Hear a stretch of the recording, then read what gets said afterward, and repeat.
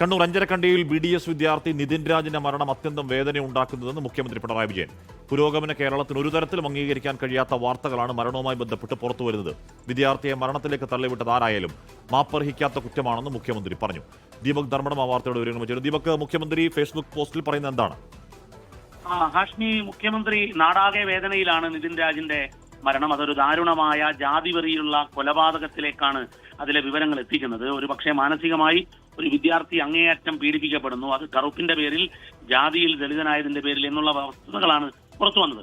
അതിന്റെ കൂടി വെളിച്ചത്തിൽ മുഖ്യമന്ത്രി പ്രതികരിക്കുമ്പോൾ അതിൽ അദ്ദേഹം പറയുന്ന ഒരു വാചകം കൂടി നമുക്ക് ഉദ്ധരിക്കാവുന്നതാണ്. മിടുക്കനായ വിദ്യാർത്ഥിയെ മരണത്തിലേക്ക് തള്ളിവിട്ടത് ആരായാലും മാപ്പർഹിക്കാത്ത ക്രൂരതയാണ്.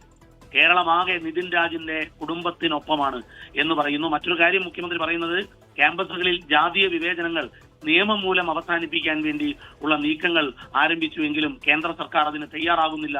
ദീർഘകാലമായുള്ള ആവശ്യമാണ് അതിന് തയ്യാറാകുന്നില്ല. പകരം കൊണ്ടുവന്ന UGCയുടെ മാർഗനിർദ്ദേശങ്ങൾ സുപ്രീം കോടതി മരവിപ്പിക്കുകയാണ് ചെയ്തത്.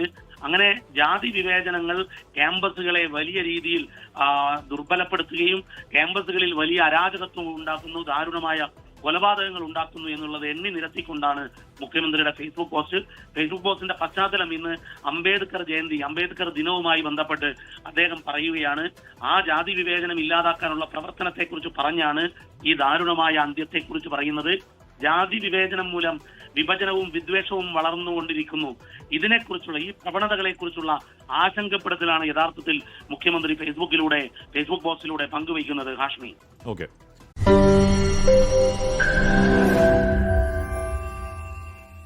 ലോകത്തെവിടെയായാലും ഏത് സമയത്തും 24 വാർത്തകളും ഓഗ്മെന്റഡ് റിയാലിറ്റി പാക്കേജുകളും എക്സ്പ്ലെയിനറുകളും വിശദമായി കാണാൻ ഞങ്ങളുടെ YouTube ചാനൽ നിങ്ങൾക്ക് സബ്സ്ക്രൈബ് ചെയ്യാം.